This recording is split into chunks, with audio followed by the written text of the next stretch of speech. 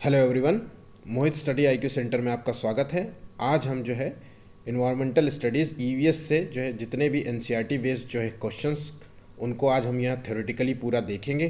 पूरा syllabus complete करने की कोशिश करेंगे। हमें पता है कि जैसे ईवीएस में जो है 15 क्वेश्चंस जो है वो एनसीईआरटी बेस्ड क्वेश्चंस उसके आते हैं आमतौर पे, ठीक है।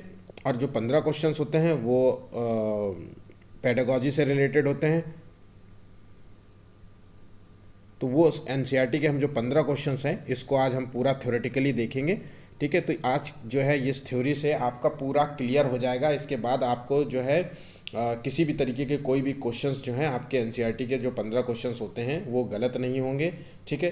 तो हम पूरा एक तरीके से सिलेबस का जो है निचोड़ इसमें पूरा शामिल करेंगे, ठीक है। थोड़ा वीडियो जो है लंबा जाएगा लेकिन इसको थोड़ा सा अंत तक ज़रूर देखें। आपका जो है ईवीएस में अभी अगर आपके क्वेश्चंस गलत हो रहे हैं तो वो इसके बाद क्वेश्चंस गलत नहीं होंगे, क्योंकि पेडागॉजी भी यहीं से कहीं ना कहीं इन्हीं क्वेश्चंस पे, इन्हीं तथ्यों पर पेडागॉजी के भी क्वेश्चंस बनते हैं। 2 से 3 इसके भी क्वेश्चंस इसी को ही बड़े रूप में बना करके क्वेश्चंस को यहाँ रखा जाता है। तो ठीक है, तो ये जो टॉपिक्स हैं ये बहुत इम्पॉर्टेंट है, फैक्ट्स बेसिस पे हैं, चीज़ें आपको पता होनी चाहिए। इसके बिना आप जैसे ईवीएस का जो है आपका सिलेबस कंप्लीट नहीं होगा। ये टॉपिक्स बिना पढ़े आपको चीज़ें बिना आपके मतलब 15 क्वेश्चंस में से आपके बहुत सारे क्वेश्चंस गलत हो जाएंगे। इस वीडियो से क्या होगा, पूरे के पूरे जो है 15 क्वेश्चंस आपके मिलने के चांसेस रहेंगे। ये वीडियो आपके लिए बहुत महत्वपूर्ण है, ठीक है। तो इसको 2 पार्ट में करेंगे, क्योंकि मैं मोबाइल फ़ोन में पढ़ा रहा हूँ तो थोड़ा सा इसमें पढ़ाना थोड़ा डिफ़िकल्ट होता है, सिचुएशंस थोड़ी डिफ़िकल्ट होती है, ठीक है। ये सारा जो पीडीएफ है ये मैंने मोबाइल में ही बनाया तो थोड़ा वक्त लगता है इसमें बनाने में, तो इसको थोड़ा सा 2 पार्ट में करेंगे। अभी पार्ट 1 कर लेंगे और फिर कल पार्ट 2 मैं अपलोड कर दूंगा, ठीक है। तो बिना समय गंवाए हुए चलिए शुरू करते हैं। अगर वीडियो पसंद आए तो प्लीज़ चैनल को लाइक सब्सक्राइब ज़रूर करें, अपने दोस्तों से भी शेयर करें। बहुत काम का वीडियो है, ठीक है। चलिए देखते हैं, समझते हैं क्या है। तो पर्यावरण जो है पहला जो है टॉपिक पढ़ता है वो पर्यावरण क्या होता है, पर्यावरण का अर्थ हम समझते हैं, इस चीज़ को देखते हैं क्या है। तो पर्यावरण का जो है अर्थ क्या होता है, हमारे चारों तरफ का घेरा, यही हमें पर्यावरण का पहला शाब्दिक अर्थ बताता है। तो अर्थात जो है मनुष्य के चारों ओर वह क्षेत्र जो उसे घेरे रहता है और उसके जीवन तथा क्रियाओं को प्रत्यक्ष और अप्रत्यक्ष रूप से प्रभावित करता है, ठीक है। तो वो चारों ओर का जो घेरा होता है वो क्या है घेरा, तो वो घेरा है गैसों का घेरा, वो घेरा गैसों का है, ठीक है। वो घेरा मिट्टी का घेरा है, मृदा जिसे कहते हैं, ठीक है। जीवों का घेरा, जीव जंतु जो होते हैं, है ना, वो सभी चीज़ें, जो पेड़ पौधे हैं उसका घेरा, है ना, ये पहाड़ों का घेरा, ये सारी चीज़ें इसके अंतर्गत आती हैं। प्रत्यक्ष और अप्रत्यक्ष रूप से ये सभी चीज़ें पर्यावरण में शामिल होती हैं और ये कहीं ना कहीं मनुष्य इससे प्रभावित रहता है, ठीक है। मोटा मोटी तौर पे आप समझ गए होंगे मैंने क्या कहा है आप, ठीक है। तो की पॉइंट देखिए, क्वेश्चंस मैं पढ़ाता जा रहा हूँ, आप इन सब चीज़ों को की पॉइंट्स को समझिए। एनसीईआरटी के क्वेश्चंस जो है कहीं भी हो, चाहे वो सीटेट का एग्ज़ाम हो, चाहे वो पीसीएस का एग्ज़ाम हो, ठीक है, वो चाहे किसी भी एक छोटे से लेके बड़े एग्ज़ाम्स में सभी जगह एनसीईआरटी के क्वेश्चंस रखे जाते हैं, डायरेक्ट क्वेश्चंस होते हैं। और मैंने सीधा पूरे एनसीईआरटी से ही आपको सारे ये जो है थ्योरी वहीं से दिया है, ठीक है। तो ये बहुत इंपॉर्टेंट है वीडियो, ऐसा नहीं है कि मैंने किसी भी किताब से रैंडम किसी किताब से उठा करके रख दिया है। तो बहुत इंपॉर्टेंट है, इसको समझिए। और इसी में हिडन फैक्ट्स हैं, इसी में ही छुपे हुए सारे आंसर्स हैं, मैं बताता जाऊँगा, समझाता जाऊँगा, ठीक है। चलिए देखते हैं। तो हम समझ गए होंगे चारों तरफ का घेरा होता है जिसे पर्यावरण का अर्थ निकलता है, और मनुष्य के चारों ओर वही होता है जो इसकी क्रिया, जो उसके जीवन में क्रियात्मक रूप से क्रियाओं को प्रत्यक्ष और अप्रत्यक्ष रूप से प्रभावित करता है, उसी को पर्यावरण कहते हैं। पर्यावरण को जो है निम्नलिखित 4 क्षेत्रों में विभाजित किया गया। वो 4 क्षेत्र कौन से, बहुत इंपॉर्टेंट है, चारों क्षेत्र याद रखिएगा। स्थल मंडल, जलमंडल, वायुमंडल और जैवमंडल, ये 3 मंडल हैं जो इसके चारों क्षेत्र, पर्यावरण के चारों क्षेत्रों को जो है विभाजित करते हैं, ठीक है। एक एक करके इनको समझ लेते हैं क्या है। तो जो स्थल मंडल है वो पृथ्वी का जो है ऊपरी परत है, ठोस परत है, ठीक है। जो पृथ्वी की जो ऊपरी परत है जिसमें हम रहते हैं, जिसमें हम चलते फिरते हैं, तो यही इसी को प्रॉपर्टी कहते हैं, क्रस्ट बोलते हैं इसे। तो ये इसका पहला हिस्सा है। तो पृथ्वी के जो लगभग 1/3 भाग पर स्थल मंडल है, 1/3 भाग पर स्थल मंडल है, जो टोटल का 29% होता है, ठीक है। टोटल का 29% होता है। तो 71% क्या होता है, तो 71% जो है वो जल मंडल होता है, ठीक है। ध्यान रखिएगा, आगे हम अब जल मंडल में बात बताएंगे आपको। तो जो 1/3 जो हिस्सा है वो स्थल मंडल पर टिका हुआ है, और ये मंडल पे जो है शैल और खनिज से निर्मित होता है ये मंडल। मतलब इसकी जो परपटी होती है, भू परपटी जिसको कहते हैं, ये भू परपटी जो होती है, इसका ऊपर का जो क्रस्ट होता है, इसमें जो है खनिज, लवण, ये सारी संपदाएं होती हैं। जैसे कि खनिज लवण, जैसे चाहे खनिज ही क्या, लोहा, सोना, कोयला, यूरेनियम, ये सारे जो हैं, और शैल में जो है जैसे चूना पत्थर, ग्रेनाइट, संगमरमर, ये सभी इसी क्रस्ट में ही पाई जाती हैं। ठीक है, ये मंडल जो होता है मृदा की पतली परत से ढका होता है। ध्यान रखिए, क्वेश्चंस पूछा जाता है, लास्ट टाइम पूछा जा चुका है कि मृदा में जो है पतली परत होती है कि मोटी परत होती है। ये क्वेश्चन आया था कि मृदा की जो है मोटी परत से ढका रहता है, तो कई लोगों को सोचते हैं कि मृदा की बहुत बड़ी मोटी परत होगी जैसा दिखता है, नहीं, ये मृदा की जो है पतली परत से ढका होता है स्थल मंडल। इस मंडल में जो है पर्वत, पठार, मैदान, घाटी आदि पाए जाते हैं। ठीक है, तो आमतौर पे जो इसका जो महत्व हम अगर समझे स्थल मंडल का, तो इसका जो है, इसका महत्व के रूप में देखा तो इसमें जो है खनिजों का स्रोत से भरा हुआ है। हम यहाँ पे वनों की भरमार पड़ी है, कृषि क्षेत्र होता है ये, है ना, पशुओं के लिए चारा का स्थान होता है। भाई पशु भी बहुत बड़ा स्थल पर्यावरण के लिए महत्वपूर्ण रोल अदा करते हैं। ठीक है, तो चीज़ों समझ गए होंगे। चलिए नेक्स्ट पॉइंट देखते हैं, जल मंडल क्या होता है। तो जल मंडल को समझते हैं, पृथ्वी पर पाए जाने वाले जल के क्षेत्र को जल मंडल कहते हैं। जितना भी क्षेत्र जल से भरा हुआ है उसी को जल मंडल कहते हैं। ठीक है, तो इस जल मंडल में जो है 2/3 हिस्सा जो है जल से ढका हुआ है। मतलब टोटल करीब 71%, ये पॉइंट आप नोट करिएगा, याद रखिएगा, 71% जो भाग है जल से ढका हुआ है। उस भाग में महासागर, झील, नदियाँ, अन्य जलाशय सब सम्मिलित किए जाते हैं जलमंडल में। ठीक है, और ये विभिन्न दशाओं में बर्फ, वाष्प जो होता है, ठीक है, वाष्प, और जो भूमिगत रूप से पाया जाता है, ये सभी चीज़ें भूमिगत रूप से पाया जाता है। और ये जलमंडल जो है आमतौर के लिए आप देखिए सभी जीवों के लिए आवश्यक है। जीव कहने का मतलब है वहाँ पे जानवरों से नहीं, सभी मनुष्य के तौर पे भी हम सभी जीवों के लिए ये आवश्यक है। ठीक है, इसी जलमंडल से है बादलों का निर्माण होता है, और इसी बादल से हम बारिश होती है। ठीक है, पूरा वेदर जो है डिसाइड होता है, यहाँ तक कि पूरा बादल से ही एग्रीकल्चर डिसाइड होता है। चीज़ जहाँ बादल नहीं होता वहाँ एग्रीकल्चर देखिए कितना बुरी हालत में रहता है। ठीक है, पानी की कमी से क्या है, खेती किसानी की कितनी समस्या होती। तो ये बहुत महत्वपूर्ण, समझ लीजिए सब में से सबसे महत्वपूर्ण यही होता है जलमंडल। ठीक है, अब देखते हैं वायुमंडल क्या है। तो वायुमंडल को समझ लेते हैं।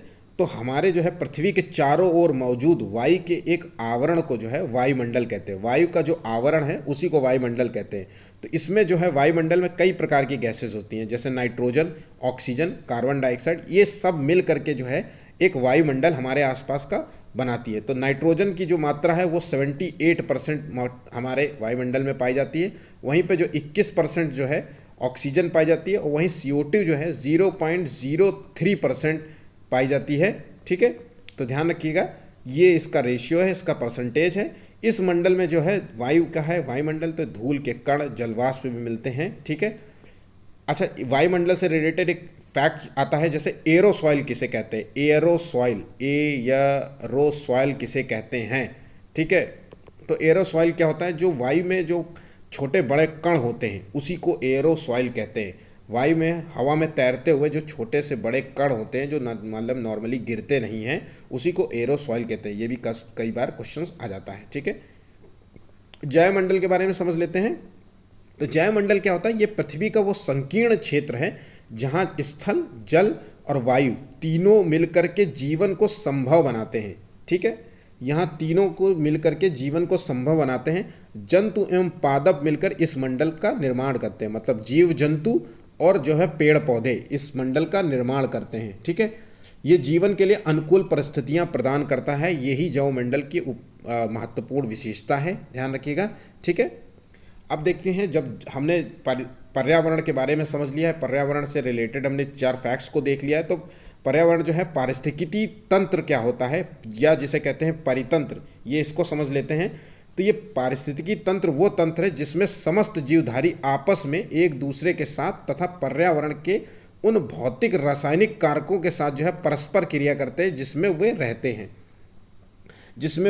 हैं। ठीक है, तो देख समझ गए, और इसी के पारिस्थितिकी तंत्र के अध्ययन को ही हम पारिस्थितिकी कहते हैं। ठीक है, तो आप देखिए नेक्स्ट पॉइंट जो समझते हैं क्या है, खाद्य श्रृंखला क्या होती है, खाद्य कड़ी जिसे कहते हैं। तो खाद्य श्रृंखला जो होती है, ठीक है, वो विभिन्न जीवों का वो क्रम है जिसके द्वारा एक परितंत्र में खाद्य ऊर्जा का प्रवाह होता है। खाद्य ऊर्जा का प्रवाह एक दिशीय होता है। देखिए यहाँ पॉइंट कितना इंपॉर्टेंट है। कई बार खाद्य ऊर्जा का जो प्रवाह होता है वो एक दिशीय होता है, ध्यान रखिएगा, बहुदिशीय नहीं होता। ये एक दिशा में बढ़ता है, मतलब एक ही तरफ बढ़ता है। तो जैसे एग्जाम्पल से देखिए समझ सकते हैं आप इस चीज़ को बेहतर तरीके से। पौधा है, उत्पादक है, उत्पादक को जो है, ठीक है, इसको टिड्डे ने खाया, पेड़ को, एक छोटे से पेड़ के पत्तियों को टिड्डे ने खाया, और टिड्डे को मेढक ने खा लिया, और मेढक को सांप ने खा लिया, और सांप को जो है मोर ने खा लिया, मान लीजिए, ठीक है। तो ये जो ऊर्जा का प्रवाह हो रहा है वो एक दिशा में हो रहा है, ना कि मोर किस सांप को मोर ने खाया है, मोर को सांप नहीं खाएगा, ठीक है, ध्यान रखिएगा। तो ये एक जो है ऊर्जा का प्रवाह एक दिशी होता है, इसी को खाद्य श्रृंखला कहते हैं, ठीक है। वहीं पे जो खाद्य जाल होता है जिसे फूड वेब कहते हैं, फूड वेब, ये क्या होता है तो इसको समझ लेते हैं। अनेक खाद्य श्रृंखलाओं का जो है समूह, अनेक खाद्य श्रृंखलाओं का समूह जो है खाद्य जाल कहलाता है। और खाद्य जाल में ऊर्जा का जो स्थानांतरण का मार्ग होता है वो बहुदिशीय होता है, बहुदिशी में होता है, बहुत सारी डायरेक्शंस में होता है ना। और परितंत्र में खाद्य जाल का होना बहुत आवश्यक है, क्योंकि ये पृथ्वी के जो है प्राकृतिक संतुलन को बनाए रखता है। ये प्राकृतिक संतुलन को बनाए, जैसे कि मान लीजिए कि ये बकरी, एक मान लीजिए एग्जाम्पल से समझिए कि ये क्यों बहुदिशी है। मान लीजिए यहाँ गोट है, एक बकरी है, ठीक है, बकरी को जो है मनुष्य ने खा लिया, जैसा कि मांसाहारी है मनुष्य प्रकृति से, और गोट को जो है, गोट ने जो है पौधे खा लिए, पेड़ खा लिए, हरा चारा खा लिया, ठीक है, और पौधे को जो है खरगोश ने खा लिया, मान लीजिए खरगोश को खा लिया, खरगोश को खा गया लोमड़ी, और लोमड़ी को खा गया शेर, ठीक है। और जो खरगोश को जो है, खरगोश को सांप खा गया, और सांप जो है वो सांप ने मेढक को भी खा लिया, मेढक ने टिड्डे को खा लिया, ठीक है, और टिड्डे ने फिर पौधे को खा लिया, ठीक है, और सांप को मोर खा गया। तो ये जो पूरा जो जाल बनता है एक तरीके से, तो ये ही इसी को खाते हैं फूड वेब, ठीक है, समझ गए होंगे। अब कुछ अंतर्राष्ट्रीय पर्यावरण से संरक्षण से संबंधित जो है अंतर्राष्ट्रीय सम्मेलन आयोजित हुए थे चूँकि, तो उसको भी देख लेते हैं क्या इम्पोर्टेंट है, ठीक है। तो जो पर्यावरण को नुकसान पहुंचाते हैं उनका सीधा संबंध है पर्यावरण से, ठीक है। तो इसकी देखरेख के लिए जो है कुछ सम्मेलन आयोजित किए गए थे, तो उसी के बारे में मोस्ट इम्पॉर्टेंट है, कई बार क्वेश्चंस आते हैं। तो पर्यावरण से संबंधित कुछ है, जैसे पहला जो है सम्मेलन स्टॉकहोम सम्मेलन आयोजित किया गया था। ये 1972 में आयोजित हुआ था ये सम्मेलन, ये तो हम इसको बारे में जान लेते हैं। ये सम्मेलन जो है स्वीडन के स्टॉकहोम शहर में 5 जून 1972 को आयोजित किया गया था। पॉइंट याद रखिएगा, 5 जून 1972 को आयोजित हुआ गया था, वो भी स्वीडन के स्टॉकहोम शहर में। ये पहला अपना सम्मेलन था, ध्यान रखिएगा। ये पर्यावरण संरक्षण से संबंध में अंतर्राष्ट्रीय स्तर पर ये पहला प्रयास किया गया था, पहला प्रयास था, तो बहुत इंपॉर्टेंट रखता है।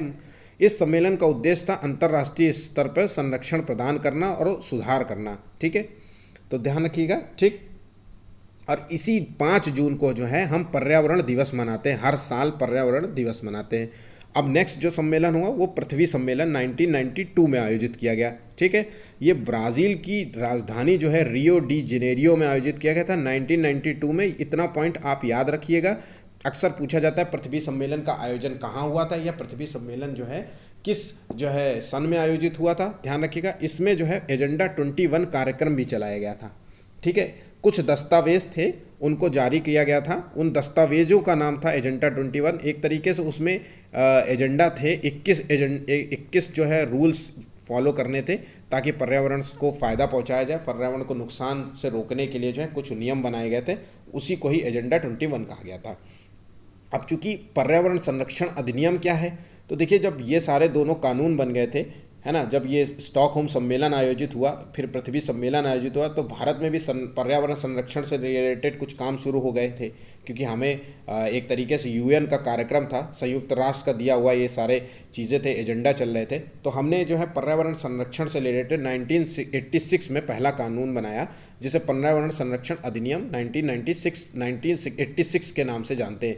ये मोस्ट इम्पॉर्टेंट है, ध्यान रखिएगा, मोस्ट इम्पॉर्टेंट है। आप किसी भी एग्जाम्स में बैठते हैं, ये सारे एग्जाम देखिए, ईवीएस जो है सीटेट के लिए महत्वपूर्ण नहीं है जो मैं आपको पढ़ा रहा हूँ, ये अभी तक जितने भी क्वेश्चंस हैं एसएससी के एग्जाम्स में अक्सर पूछे जाने वाले क्वेश्चन है। पर्यावरण संरक्षण अधिनियम कब पारित हुआ था, है ना, स्टॉकहोम सम्मेलन कब आयोजित किया गया था, पृथ्वी सम्मेलन, एजेंडा 21 का संबंध किससे है, तो ध्यान रखिएगा। तो पर्यावरण संरक्षण अधिनियम 1986 क्या है, इसका उद्देश्य था पर्यावरण संरक्षण एवं सुधार के लिए काम करना, ठीक है। ये 1986 में लागू किया था, ठीक है, उसमें कुछ बताने जैसा है नहीं। और भी कुछ आंदोलन हुए थे इसके बाद जो है, जिसमें चिपको आंदोलन था 1973 में, सुंदरलाल बहुगुणा ने चलाया था। इसमें क्या था, ये उत्तराखंड के पेड़ काटे जा रहे थे, तो उसमें जो है कुछ लोगों ने पेड़ों से चिपक गए थे, चिपक करके जो है पेड़ को काटने से रोकना था इसका मूल उद्देश्य, ठीक है, ध्यान रखिएगा। ऐसे ही एक और आंदोलन चलाया गया था जिसे नर्मदा आंदोलन कहते हैं, वो 1989 में चलाया गया था, नर्मदा आंदोलन, जो गुजरात में है। और इसके जो है मेघा पाटेकर ने चलाया था। मोस्ट इंपॉर्टेंट याद रखिएगा, मेघा पाटेकर ने जो है नर्मदा आंदोलन का पर भाग लिया था, इन्होंने इसकी शुरुआत की थी। नर्मदा नदी पर जो है बन रहा एक बांध था, जिससे क्या था कि बैलेंस बिगड़ जाता आसपास के क्षेत्रों का, इसलिए उसके लिए इन्होंने आंदोलन किया था, ठीक है। और भी बहुत सारे पुरस्कार होते हैं पर्यावरण से संरक्षण से रिलेटेड, जैसे इंदिरा गांधी पर्यावरण पुरस्कार होता है, राजीव गांधी पर्यावरण पुरस्कार आयोजित किया जाता है। हमें पृथ्वी दिवस पता है कि 22 अप्रैल को मनाया जाता है, और वहीं पे जैविक विविधता दिवस जो है 22 मई को मनाया जाता है, अभी मनाया गया है, ठीक है, तो ध्यान रखिएगा। और विश्व पर्यावरण दिवस जो है 5 जून को मनाया जाएगा, तो ये याद रखिएगा। विश्व जो है पर्यावरण संरक्षण दिवस जो है वो 26 नवंबर को मनाया जाता है। तो ये सारे फैक्ट्स थे, आपको याद रखने चाहिए, ठीक। चलिए नेक्स्ट पॉइंट देखते हैं क्या है। तो सजीव चीज़ों के बारे में अब देखते हैं क्या है। तो सभी जो है कुछ एक नेक्स्ट टॉपिक है, नेक्स्ट टॉपिक को समझते हैं क्या है।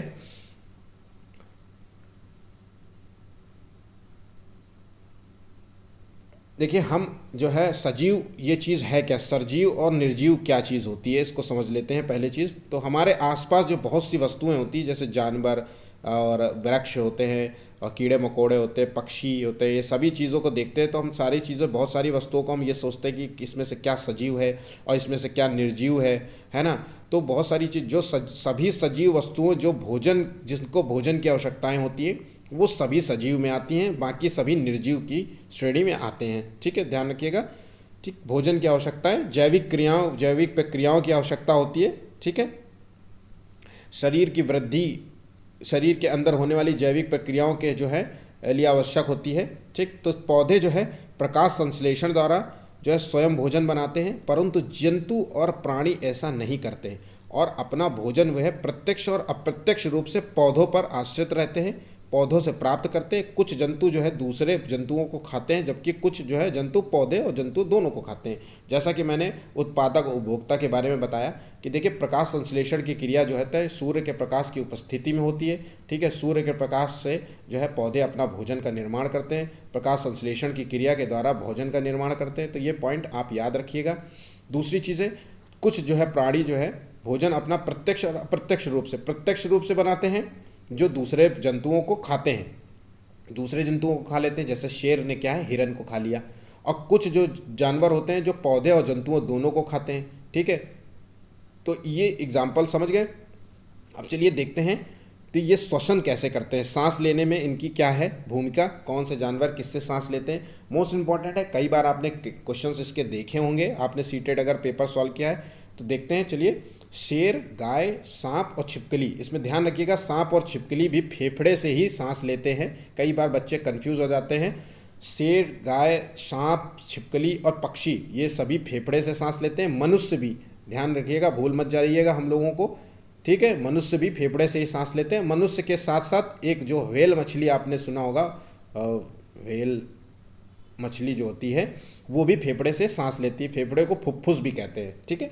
अभी एक और बात आ जाती है यहाँ पर्यावरण से, फुफ्फुस रोग हो जाता है एक, कई लोगों को फुफ्फुस रोग होता है, क्वेश्चंस पूछा जा सकता है, मेरे सामने याद दिख गया तो इसलिए मैं बता रहा हूँ। फुफ्फुस रोग जो होता है आमतौर पे जो सीमेंट के कारखाने में जहाँ काम करते हैं ना लोग, कोयला फैक्ट्रियों में काम करते हैं, ऐसे जहाँ बारीक जो है महीन जो है कड़ जो है उड़ के जो है फेफड़े में चले जाते हैं। जैसे कई जगह वो आपने देखा होगा, रुई बनाने की जो फैक्ट्रियाँ होती है वहाँ पे जो है बहुत बारीक महीन कण उड़ते हैं, तो उनसे जो है ये फेफड़े में चले जाते हैं डायरेक्ट, और फेफड़े को ब्लॉक करने लगते हैं, तो वहाँ पे फुफ्फुस रोग हो जाता है, ठीक, ध्यान रखिएगा। तो क्वेश्चन पूछा जाता है, मक्खी और कॉकरोच और अन्य कीट जो होते हैं, ये जो कीट होते हैं ये वातक जो है बैक्टीरिया से सांस लेते हैं। वहीं केचुआ जो होता है वो त्वचा से सांस लेता है। इनकी जो त्वचा बहुत पतली होती है, आर्द्र और चिकनी होती है, उस त्वचा में बहुत सारे महीन छेद होते हैं जिससे वो सांस लेते हैं। वहीं मेढक जो होता है वो फेफड़े और त्वचा से सांस लेते हैं, ध्यान रखिएगा, मेढक जो है फेफड़े और त्वचा से सांस लेते हैं। डॉल्फिन के भी फेफड़े से ही सांस लेते हैं। कुछ जीव जंतु जो है वो क्या बोलते हैं, गिल से सांस लेती है। ऑक्टोपस और मछली जो है वो गिल से सांस लेती है। ठीक है, कुछ और जानवरों के बारे में जान लेते हैं कि क्या है इनके बारे में। तो देखिए, सांप जो है सुन नहीं सकता, वो ज़मीन में हुए कंपनों को महसूस कर सकता है, ध्यान रखिएगा। सांप सुनता नहीं है। कई बार क्वेश्चंस लिख के आता है कि सांप की सुनने की क्षमता तेज होती है, ऐसा नहीं है। सांप बिल्कुल भी सुन नहीं सकता और वो ज़मीन में हुए कंपन से जो है महसूस करता है, उसी से तेज भागने की कोशिश करता है, पीछा करता है अपने शिकार का। मच्छर जो है हमारे शरीर की गंध और तलवे की गर्मी हमें अंधेरे में ढूंढ लेते हैं। कई बार आपने देखा होगा कि एक व्यक्ति के पास मच्छरों का भरमार लगा होता है, छत उसके सर पे घूम रहे होते हैं, दूसरे के पास नहीं आ रहे होते हैं। वो इसकी वजह होती है कि उसकी गंध जो होती है वो मच्छर को अट्रैक्ट कर रही होती है। ठीक है, वहीं मेढक, छिपकली आदि जीव जंतु जो हैं अपने शिकार को पकड़ने के लिए जीभ का प्रयोग करते हैं। कई बार आपने देखा होगा कि मेढक एकदम से जीभ निकालता है खट्ट से और तुरंत जो है शिकार को पकड़ लेता है। वहीं पे मोस्ट इंपॉर्टेंट जो पॉइंट अब मैं बताने जा रहा हूँ, रात्रिचर, रात में जगने वाले जो जानवर होते हैं, पक्षी, केवल सफ़ेद और काला रंग ही देखते हैं। मोस्ट इंपॉर्टेंट पॉइंट याद रखिएगा, सफ़ेद और काला रंग ही देख पाते हैं रात में। उनमें से जानवर है उल्लू और रैकून। ठीक है, उल्लू और रैकून है। ठीक है, चलिए अब देखते हैं मोनेरा जो जगत के जो क्या होते हैं, इनके बारे में समझते हैं कि मोनेरा जगत है क्या। कई बार देखिए सीटेट जो है पैटर्न अपने क्वेश्चंस का बदलता जा रहा है। पैटर्न भले ही वही रख रहा हो, क्वेश्चंस पूछने का तरीका बदल रहा है। बार बार वो आपको जानता है कि जीवाणुओं के बारे में उसको पता है, आप लोगों को पता है, तो वो ये पूछेगा कि जो है जीवाणु जो है किस श्रेणी में आते हैं, कवक श्रेणी में आते हैं कि मोनेरा जगत में आते हैं, या अन्य कोई और नाम दे देगा आपको कंफ्यूज करने के लिए। तो आपको पता होना चाहिए जीवाणु जो है मोनेरा जगत के में आते हैं। ठीक है, और ध्यान रखिएगा ये मोस्ट इंपॉर्टेंट है, एसएससी वाले बच्चे इस आंसर का जवाब दे देंगे तुरंत। जीवाणुओं की जो खोज है जो ल्यूवेनहॉक ने की थी, याद रखिएगा ये बहुत इंपॉर्टेंट है, ये बहुत इंपॉर्टेंट है, इस चीज़ के लिए भूलिएगा नहीं। तो जीवाणुओं की जो खोज है वो ल्यूवेनहॉक ने की थी। और जीवाणु जो होता है एक कोशिकीय जीव होते हैं, ध्यान रखिएगा, एक कोशिकीय ये जीव होते हैं। ठीक है, ना कि बहुकोशिकीय, मोस्ट इंपॉर्टेंट है। और जो सभी स्थानों पर पाए जाते हैं, मतलब बैक्टीरिया जो होता है वो आज हमारे आसपास सभी जगह, हम चाहे जहाँ बैठें, चाहे उठे, चाहे जहाँ बैठे, किसी भी चीज़ को हम छूते हैं उस सभी जगह में बैक्टीरिया होते हैं। कुछ अच्छे होते हैं और कुछ बुरे भी होते हैं बैक्टीरिया, ध्यान रखिएगा।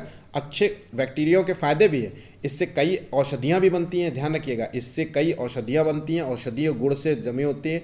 यहाँ तक कि बैक्टीरिया से ही दही जमता है। दूध से दही फटने की जो प्रक्रिया होती है वो जीवाणु के कारण ही होती है। इस प्रक्रिया को किण्वन कहते हैं, ध्यान रखिएगा, इस प्रक्रिया को किण्वन कहते हैं। ये किण्वन प्रक्रिया जीवाणुओं के कारण ही होती है। ठीक है, और जो जीवाणु का नाम होता है वो है लैक्टोबैसिलस। लैक्टोबैसिलस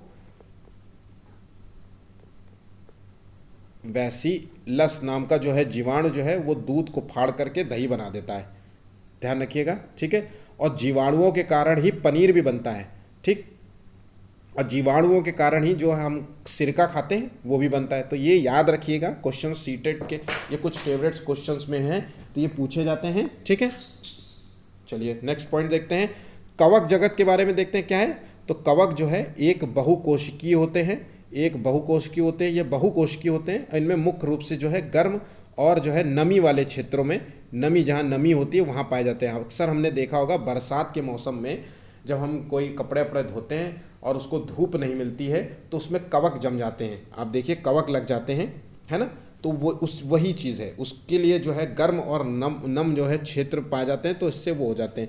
कवक भी जो है औषधीय गुण से संपन्न होते हैं, कई जो है औषधीय के रूप में यूज़ होते हैं, और कई हम कवकों को खाते हैं, जिसमें से एक है मशरूम।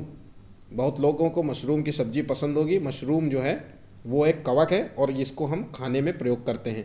यहाँ तक कि कवक जो है यीस्ट मतलब खमीर का भी प्रयोग करते हैं कवक के लिए। जो बेकरी में आप लोग इडली सांभर जो बनता होगा, इडली जब बनता होगा तो कई बार खमीर उठाया जाता है ना, तो ये उसका प्रयोग करते हैं। ठीक है, अब चलिए नेक्स्ट पॉइंट देखते हैं। देखिए जितने पॉइंट्स हैं इसको समझते रहिए और इनको दिमाग में बसाइए अपने, ठीक है। क्वेश्चंस मैंने बार बार यही कहा है कि क्वेश्चंस देखिए, सिलेबस तो बदला नहीं है, सिलेबस वही है। अगर आपसे कोई भी वीडियो आपको अगर सिलेबस से रिलेटेड कोई बात कहता है तो समझ लीजिए कि वो फेक बात है। सिलेबस वही है, अभी तक कोई सिलेबस नहीं बदला गया है, लेकिन क्वेश्चंस के जो पैटर्न थोड़े बदल रहे हैं। क्वेश्चन के पैटर्न का मतलब है कवक में अब आपको क्या पूछ लेगा, ज़्यादा से ज़्यादा यही पूछेगा कि क्या कवक से दवाइयाँ बनती हैं, कि आपसे यही पूछेगा कि खमीर किससे उठता है, कवक से कि जीवाणु से, बैक्टीरिया से, ठीक है। तो कई बार ये क्वेश्चंस नहीं पूछा गया तो अब अगली बार पूछा जा सकता है, ठीक है। तो ध्यान रखिएगा जीवाणु जैसे, अब नेक्स्ट पॉइंट देखते हैं। जीवाणु एवं कवकों को पृथ्वी का अपमार्जक कहा जाता है। अपमार्जक मतलब डिटर्जेंट, सफाई करने वाले, क्योंकि ये मरे हुए जीव जंतुओं को अपघटित कर पृथ्वी को साफ कर रखने में मदद करते हैं, ठीक है। जैसा कि सही बात है भाई, जो बहुत सारे जीवाणु होते हैं, बहुत सारे कवक होते हैं, बैक्टीरिया होते हैं, जो मरे हुए जीव जंतु होते हैं, वो उनको सड़ा गला करके खा जाते हैं और वो वहाँ बिल्कुल साफ कर देते हैं। तो इनका होना बहुत आवश्यक भी है, ऐसा नहीं है, ठीक है। चलिए देखते हैं नेक्स्ट पॉइंट क्या है। लाइकेन क्या होता है इसको जानते हैं। तो ये लाइकेन जो होता है ये सहजीविता का उदाहरण है, ध्यान रखिएगा, सहजीविता। तो सहजीविता का मतलब होता है दो जीवों का एक साथ रहना एवं दोनों को परस्पर लाभ में होना। जब दो जीव एक साथ में रहते हैं और दोनों को लाभ होता है, किसी को हानि नहीं होती है, ध्यान रखिएगा, इसमें किसी को हानि नहीं होती, दोनों को फायदा होता है, तो उसे सहजीविता कहते हैं। वहीं जो परजीवी होता है उसमें एक को लाभ होता है और एक को हानि हो रही होती है, तो उसे परजीवी कहते हैं। ये दोनों पॉइंट याद रखिएगा आप। लाइकेन जो होता है वो शैवाल और कवक के दोनों के मिलने से जो बनता है, ध्यान रखिएगा, मोस्ट इंपॉर्टेंट पॉइंट है, मोस्ट इंपॉर्टेंट पॉइंट है, ठीक है। कवक और जो है लाइकेन होता है वो शैवाल और कवक के दोनों के मिलने से बनता है। शैवाल भोजन बनाता है और कवक जो है शैवाल को आश्रय प्रदान करता है। इसमें से ध्यान रखिएगा, जो शैवाल है वो भोजन बनाता है और कवक इसको आश्रय प्रदान करता है, ठीक है। लाइकेन जो होता है वो वायु प्रदूषण का प्राकृतिक सूचक माना जाता है। ध्यान रखिएगा, ये मोस्ट इंपॉर्टेंट है, वायु प्रदूषण से संबंधित है। लाइकेन का संबंध वायु प्रदूषण से है, ना कि जल प्रदूषण से है, ना ही स्थल प्रदूषण से है, ना ही किसी अन्य प्रदूषण से है। ये क्वेश्चंस कई बार सीटेट में पूछा जा चुका है। तो लाइकेन जो होता है वायु प्रदूषण का सूचक, प्राकृतिक सूचक है। जहाँ वायु में अगर सल्फर डाइऑक्साइड गैस की अधिकता होती है वहाँ लाइकेन नहीं पाए जाते हैं। ध्यान रखिएगा, पॉइंट नोट कर लीजिए, वहाँ लाइकेन नहीं पाए जाते हैं, जिसका अर्थ है वहाँ की वायु जो है प्रदूषित है, वहाँ की वायु प्रदूषित है, ठीक है। वहीं जानवरों में भी सहजीविता जो है देखने को मिलती है। तो एग्जाम्पल देखते हैं, बगुला जो है भैंस की जो है पीठ पर बैठकर उसके शरीर पर मौजूद कीटों को खाता है। इससे बगुले को जो है भोजन मिल जाता है और भैंस की सफाई हो जाती है, ठीक है। भैंस के ऊपर से जो कीट खत्म हो जाएंगे तो उसको जो है खुजली जैसी समस्याएं जो है या खून चूसने वाले जो कीड़े होते हैं वो खत्म हो जाते हैं, उसको अच्छा रहता है, ठीक है। तो ये सहजीविता का उदाहरण है, ठीक है। चलिए अब नेक्स्ट पॉइंट देखते हैं कि कुछ और भी पॉइंट्स देख लेते हैं। तो जड़ क्या है इनको समझ लेते हैं। कई बार इससे क्वेश्चंस पूछे जाते हैं कि जड़ क्या है। ये पौधों के भाग हैं, ठीक है। तो पौधे के भाग बहुत सारे हैं, जड़, तना, पत्ती, फूल, ये सभी पौधे के भाग होते हैं, ठीक है। तब चलिए देखते हैं, जड़ जो होता है ये पौधों को जमीन में जकड़ कर रखती है, ये तो सभी को मालूम होगा, खैर। लेकिन जड़ जो है मिट्टी में मौजूद जल एवं खनिज पदार्थों को अवशोषित करती है। ध्यान रखिएगा, ये जड़ का काम है, ना कि तने का काम है, तना का काम नहीं है। फिर से मैं बता रहा हूँ, तना का काम नहीं है, ये जड़ का काम है। ये जल को और खनिज को अवशोषित करती हैं, ठीक है। कुछ जड़ों के नाम आप याद रख लीजिए, मूली, गाजर, शलजम, शकरकंद, टैपियोका। टैपियोका जो कहाँ पाया जाता है, क्वेश्चंस ये पूछा जाता है, ध्यान रखिएगा। टैपियोका की सब्जी बनती है, ये जड़ जैसी होती है, ये केरल में पाया जाता है, तो आप याद रखिएगा। टैपियोका ये भी एक शकरकंद जैसी ही होती है, सेम टू सेम वैसी होती है। अब ऊपर से लेयर टाइप होती है और अंदर जो है सफ़ेद सफ़ेद होता है, जैसा शकरकंद दिखता है वैसा ही होता है, ठीक है। तो टैपियोका केरल में पाया जाता है। यहाँ का खाना मतलब ये इसको पकाया जाता है, खाया जाता है, औषधीय गुण होते हैं, प्रोटीन से भरा होता है, सब कुछ अच्छा होता है। तो चुकंदर जो है ये सभी जो है जड़ हैं। अब देखिए जड़ याद रखिएगा, ये सभी जो है मूली है, गाजर है, सब बड़े जितने भी हैं ना खाने वाली चीज़ें है ना, ये सब। और ऐसे हम कच्चा खा भी सकते हैं, पका के तो खाते खाते कच्चा भी खा सकते हैं, ध्यान रखिएगा। तो ये चीज़ जड़ में याद रखिएगा।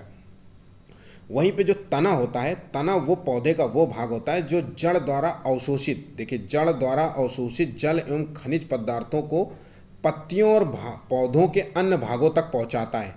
तने के माध्यम से ही तो पानी पहुंचेगा। ये एक समझ लो, तना एक पाइप है, पानी का पाइप है, ठीक है, और वो नल है, जड़। ठीक, जैसे तना में क्या होता है, आलू, प्याज, अदरक और लहसुन, ये तना है, ध्यान रखिएगा, तना है, तना। ठीक है, तो ये चीज़ें आपको पता होनी चाहिए, बहुत ज़रूरी है। ठीक, चलिए अब नेक्स्ट पॉइंट देखते हैं। इसमें कुछ भी अब तो बताने जैसा नहीं है कि कोई क्वेश्चंस में इसमें हिडन कोई फैक्ट छुपा हुआ हो, तो अगर कोई फैक्ट्स होगा तो मैं आपको बताता जाऊंगा बीच में। ठीक है, तो जैसे पत्तियों के बारे में अब जान लेते हैं। देखिए पत्तियों के बारे में क्या है, तो पत्तियां जो है से जो जल वाष्प के रूप से निकलता है, पत्तियों से जल वाष्प के रूप में निकलता है, जिससे वाष्पोत्सर्जन कहा जाता है। ठीक है, पत्तियों के द्वारा जो है गैसों का आदान प्रदान होता है, क्योंकि पत्तियों में छोटे छोटे छिद्र पाए जाते हैं, जिसे रंध्र कहते हैं। ध्यान रखिएगा, इसको रंध्र कहते हैं, रंध्र, ये याद रखिएगा। ठीक है, इसको बहुत ज़रूरी है पॉइंट। छोटे छोटे पत्तियों में जो भोजन बनता है, ध्यान रखिएगा। नेक्स्ट पॉइंट देखते हैं, पत्तियों में जो भोजन बनता है, पत्तियों में क्लोरोफिल नामक जो है एक वर्णक पाया जाता है। ध्यान रखिएगा, कई बार क्वेश्चन पूछा जाता है कि पत्तियों में पाए जाने वाले वर्णक का नाम बताइए, तो वो क्लोरोफिल नाम का वर्णक होता है। ठीक है, जो सूरज की रोशनी, जल और कार्बन डाइऑक्साइड गैस की मदद से भोजन का निर्माण करता है। ठीक है, पौधों के द्वारा भोजन बनाने की प्रक्रिया को ही हम प्रकाश संश्लेषण कहते हैं। इतना पॉइंट आप याद रखिएगा। ठीक है, प्रकाश संश्लेषण का एक फॉर्मूला होता है जो कि है, पर वो आपके लिए इम्पोर्टेंट नहीं है, यहाँ बताने से कोई फ़ायदा नहीं है। ठीक है, और ध्यान रखिएगा कुछ और भी बात है, प्रकाश संश्लेषण की जो क्रिया होती है वो लाल रंग में अधिक होती है और बैगनी रंग में सबसे कम होती है। तो ध्यान रखिएगा, जो रेड होता है, रेड में अधिक होता है, और वायलेट जो है, नारंगी जो होता है, बैगनी रंग का जो है, जो बैगनी रंग होता है, बैगनी रंग में कम होता है। ठीक है, ध्यान रखिएगा, सबसे कम होता है बैगनी रंग में। ठीक, चलिए नेक्स्ट पॉइंट देखते हैं। पीपल के बारे में समझते हैं क्या है, कुछ और चीज़ें हैं जो कई बार क्वेश्चंस पूछे जाते हैं यहाँ से, तो देखते हैं। तो पीपल जो होता है, इस पेड़ की खासियत होती है ये 24 घंटे ऑक्सीजन देता है। सभी पेड़ जो है 24 घंटे नहीं, पेड़, क्योंकि देखिए पेड़ जो है अपना भोजन जो है सूर्य के प्रकाश की उपस्थिति में ही बनाते हैं। ठीक है, और पेड़ जो होते हैं वो ऑक्सीजन जो है छोड़ते हैं और कार्बन डाइऑक्साइड जो है CO2 जो है लेते हैं। ठीक है, इनहेल करते हैं और ऑक्सीजन जो है छोड़ते हैं। वहीं पीपल जो होता है वो 24 घंटे ऑक्सीजन देता है। ठीक है, बात समझ गए। केला जो होता है वो केला पेड़ नहीं होता, वो एक शाख पौधा है। शाख पौधा जिनका तना जो होता है हरा होता है और कमज़ोर होता है। तो ध्यान रखिएगा, कई बार क्वेश्चन पूछा जाता है केला शाख पौधा है कि क्या है, तो आपको बताना है कि केला जो है शाख पौधा है, इसका तना जो है हरा होता है और कमज़ोर होता है। ठीक है, इसके जो है फल और फूल दोनों खाए जाते हैं। ध्यान रखिएगा, फल और फूल दोनों खाए जाते हैं। ठीक, वहीं नेफेंथिस जो है ये क्या होता है, घटपर्णी पौधा जिसे कहते हैं, नेफेंथिस। दोनों नाम याद रखिएगा। नीफेंथिस जो है कई बार नाम पूछा जाता है, तो वो पौधे होते हैं जो कीट मकोड़ों को खाते हैं। ठीक है, कई पौधे जो होते हैं जो कीट मकोड़ों को खाते हैं। इसकी खाने की वजह होती है कि उन पौधों में जो है नाइट्रोजन की जो मात्रा होती है, नाइट्रोजन की मात्रा कम होती है, और उन पौधों कीड़ों को खा करके वो नाइट्रोजन की मात्रा को पूरा करते हैं। ध्यान रखिएगा, नाइट्रोजन याद रखिएगा। ये कीड़े मकोड़ों के अलावा जो है बड़े बड़े चूहों और छोटे जीवों को भी खा लेते हैं। इनकी पत्तियां होती हैं इस तरीके की, इनमें जब पत्तियों में जो है इस तरीके के जानवर बैठते हैं तो उसमें जो है वो पत्तियों को बंद कर लेते हैं, फूल को बंद कर लेते हैं। उससे क्या होता है, पत्तियाँ जो जानवर होते हैं वहीं पर मर जाते हैं उसी में ही। ठीक है, कुछ और पौधे के बारे में देख लेते हैं क्या है। तो वो एक है जैसे रेगिस्तानी ओक। कई बार ये देखिए आप क्वेश्चन पूछा जाता है, तो आप इसको बारे में याद कर लीजिए। रेगिस्तानी ओक क्या होता है, तो ये ऑस्ट्रेलिया में पाया जाता है, ऑस्ट्रेलिया के रेगिस्तान में, और कहीं नहीं पाया जाता। ध्यान रखिएगा, ऑप्शंस में राजस्थान मोस्टली देते हैं आप कंफ्यूज करने के लिए। रेगिस्तान है इसलिए लोग बस कंफ्यूज हो जाते हैं। नहीं, रेगिस्तानी ओक जो है वो ऑस्ट्रेलिया के रेगिस्तान में पाया जाने वाला होता है। इसकी जो जड़ें होती हैं बहुत गहरी होती हैं। ये पॉइंट, सभी पॉइंट बहुत इंपॉर्टेंट हैं। ये सभी पॉइंट्स जो है क्वेश्चंस के रूप में पूछे जाते हैं। इनका जो है पर्यावरण शिक्षण से भी संबंध है, यही क्वेश्चंस को है जो है एक बड़ा रूप दे करके वो आपसे क्वेश्चंस पूछते हैं। ठीक है, 3 से 4 क्वेश्चंस तो पेडागोजी में इसी से आते हैं, एनसीईआरटी से, इसी आगे रेगिस्तानी ओक में ही चीज़ें के पूछेंगे कि इसकी जड़ें जो है वृक्ष की ऊंचाई से लगभग जो है 5 गुनी होती हैं, बल्कि नहीं, इसकी लगभग जो है 30 गुनी गहराई तक चली जाती है। मतलब अगर पेड़ की हाइट जो है 10 फीट है तो 30 गुना इसका होगा, 300 फीट तक इसकी हाइट जाएगी। समझ लीजिए जड़ इसकी 300 फीट तक आती है। इतने तो मेरे घर की बोरवेल नहीं हुई है। ठीक है, तो चीज़ें समझिए। और ये क्यों जाती हैं? पानी की खोज में चली जाती है, क्योंकि वहाँ पानी की कमी होती है और जड़ें जो हैं अपने पानी को पाने के लिए, पानी की मात्रा के लिए वो जितनी गहराई पे मिल जाता है पानी वहाँ तक जाती हैं। इनके जो तनों में जो है पानी जमा रहता है, ध्यान रखिएगा, इनके तनों में पानी जमा रहता है और इस क्षेत्र में पानी की कमी होती है। यहाँ के निवासी जो होते हैं इनके तनों के अंदर जो है एक तनों को तोड़ देते हैं, काट देते हैं, है ना, उसके नीचे पाइप, उसी तनों में एक खोखला होता है, हॉलो होता है, उसमें पाइप डाल के पानी निकाल लेते हैं और अच्छी मात्रा में पानी निकलता है। ऐसा नहीं है कि 1-2 मग्घा पानी निकलता है, मतलब बहुत अच्छी मात्रा में पानी निकलता है। ठीक है, इससे व्यक्तियों के सारे काम हो जाते हैं। ठीक है, तो ध्यान रखिएगा, तो पॉइंट्स याद रखिएगा। खेजड़ी वृक्ष के बारे में जान लीजिए, बहुत इंपॉर्टेंट है। भारत के रेगिस्तान में पाया जाता है और ये वृक्ष जो है वो राजस्थान में पाए जाते हैं, राजस्थान में पाए जाते हैं वृक्ष। ध्यान रखिएगा, ये राजस्थान में पाए, इनकी जो लकड़ियों में कीड़ा नहीं लगता, ध्यान रखिएगा, कीड़ा नहीं लगता और इनकी फलियों की सब्जी खाते हैं और ये औषधीय गुण से संपन्न होती है। इनकी छाल से दवा बनती है। ठीक है, जो कई रोगों के लिए यूज़ होती है, जिसमें से खुजली और चोट लगने पे इसका भी प्रयोग होता है। ठीक है, तो ध्यान रखिएगा, इसमें ज़्यादा पानी की ज़रूरत नहीं होती क्योंकि पानी की वैसे ही कमी होती है। ध्यान रखिएगा, ये सारे गुण हैं, इसमें ये गुण नहीं है कि ये इसमें पानी स्टोर होता है, बिल्कुल स्टोर नहीं होता इनकी जड़ों में, तो ये ध्यान रखिएगा। ठीक है, अब कुछ एक और चीज़ इसमें कुछ नोट्स में एक चीज़ छूट गई है, जो है क्षेत्रफल के आधार में पौधों के प्रकार जो हैं मैं आपको बता देता हूँ। कुछ पौधे होते हैं जैसे जिनके नाम होते हैं, यहाँ लिखने में दिक्कत होगी इसलिए फिर भी मैं एक बार कोशिश करता हूँ। जलोदभिद पौधा होता है, जलोदभिद जिसे कहते हैं। ठीक है, ये जलोदभिद क्या होता है? जलोदभिद होता है जो जल में उगता है, पानी में उगने वाले पौधों को जलोदभिद कहते हैं, बस इतना याद रखिएगा। अब जैसे कौन से पौधे हैं, तो वो हो सकता है कमल। ठीक है, कई बार पूछा जाता है कमल क्या है? जलोदभिद पौधा है। ठीक है, ये या फिर हाइड्रिला नाम का एक पौधा होता है जो जलोदभिद होता है। ठीक है, नेक्स्ट जैसे एक और हो सकता है जैसे लवणभिद। ठीक है, लवणोदभिद इसे कहते हैं, लवणोदभिद, जैसा कि नाम रखा है लवण, तो ये है नमक युक्त पानी होता है। दलदली क्षेत्रों में जहाँ पानी होता है, जहाँ पे समुद्र का पानी आता हो, वहाँ पे ये उगते हैं। तो आमतौर पे इसे मैनग्रोव जो है, मैनग्रोव जो वन होते हैं, मैनग्रोव जो पश्चिम बंगाल में पाए जाते हैं, उन वनों में ही ये लवणभिद पौधे कहते हैं। ठीक है, और एक पॉइंट और होता है जिसको स्कीरियोफाइट कहते हैं, स्कीयोफाइट है ना पौधा। ठीक है, ये क्या होता है तो इसको समझ लेते हैं। तो स्कीयोफाइट जो होता है, जो झाड़ियाँ होती हैं ना, झाड़ियाँ होती हैं, उसी को जो है स्कीयोफाइट कहते हैं। झाड़ियाँ मतलब फर्न जो होते हैं, इस टाइप के पौधे जो होते हैं, या आर्किड वाले पौधे होते हैं, ये सब। ठीक है, तो ये चीज़ होते हैं। और समोदभिद पौधा क्या, समोदभिद क्या होता है? वो पौधे जो खेती योग्य जमीन पर उगते हैं, जैसे मक्का, टमाटर, गेहूँ, ये समोदभिद पौधे होते हैं। ठीक है, और मरुदभिद होते हैं मरुस्थल में उगने वाले पौधे। तो नाम में ही सब कुछ सिंपल है, नाम में ही रखा हुआ है सारा खेल। ठीक है, तो याद रखिएगा। चलिए नेक्स्ट पॉइंट देखते हैं, ब्लड से रिलेटेड कुछ फैक्ट्स देख लेते हैं। तो मनुष्य में जो है 4 प्रकार के रक्त समूह पाए जाते हैं, AB और O। इसके अलावा और कोई रक्त ब्लड ग्रुप नहीं होता है। ठीक है, इसके अलावा और कोई ब्लड ग्रुप नहीं होता है, तो ध्यान रखिएगा। चलिए नेक्स्ट पॉइंट देखते हैं क्या है। तो AB जो है वो AB रक्त वाला जो समूह वाला व्यक्ति होता है, सभी से रक्त ले सकता है। ध्यान रखिए, एक मोस्ट इंपॉर्टेंट पॉइंट है, AB वाला व्यक्ति जो है सभी से रक्त ले सकता है। वहीं इसलिए AB को जो है सार्वभौमिक प्राप्तकर्ता कहते हैं। ठीक है, ध्यान रखिएगा, ये सभी से ले सकता है, वो A से भी ले सकता है, B से भी ले सकता है और O से भी ले सकता है। ठीक है, इसीलिए इसको सार्वभौमिक जो है कहते हैं। और रक्त समूह वाला व्यक्ति जो है सभी को दे सकता है, जीरो वाला जो है, इसलिए इसे जीरो सार्वभौमिक दानकर्ता कहते हैं। ये सभी को दे सकता है रक्त। ठीक है, तो ये देखिए, जीरो को सार्वभौमिक दानकर्ता कहते हैं, पॉइंट याद, और AB को सार्वभौमिक प्राप्तकर्ता कहते हैं। ठीक है, तो जैसे मान लीजिए किसी पति की जो है ब्लड ग्रुप ए है और उसकी वाइफ की जो है ब्लड ग्रुप बी है, तो उसके जो है बच्चे में जो है ब्लड ग्रुप आएगा,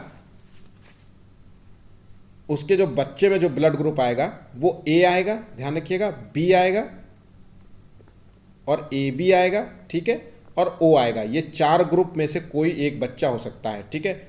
और ए बी आ गया तो सार्वभौमिक कोई भी ब्लड ले लेगा, अगर ओ आएगा तो सबको दे सकता है, ठीक है। उसी तरीके से अगर बी बी हो गया, मान लीजिए वाइफ भी, मतलब पति भी बी है उसका और लेडीज़ भी बी ब्लड ग्रुप की है, ठीक है, तो उसमें क्या होता है, ये मोस्ट इंपॉर्टेंट पॉइंट है, ध्यान रखिएगा, ये मोस्ट इंपॉर्टेंट पॉइंट है। अगर बी बी है दोनों में, ठीक है, ब्लड ग्रुप दोनों का सेम है, तो इसमें जो है ओ जो होगा, ठीक है, सार्वभौमिक जो दान करता होगा उसका परसेंटेज होगा, उसके चांसेस 33% के होंगे, ध्यान रखिएगा 33% के होंगे।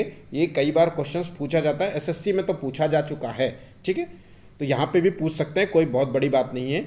अच्छा ध्यान रखिएगा, लैंड स्टीनर ने जो है रक्त समूह की जो ब्लड ग्रुप जो हम अब ये हैं इसकी खोज की थी, ध्यान रखिएगा, कार्ल लैंड स्टीनर ने इसकी खोज की थी, ठीक है।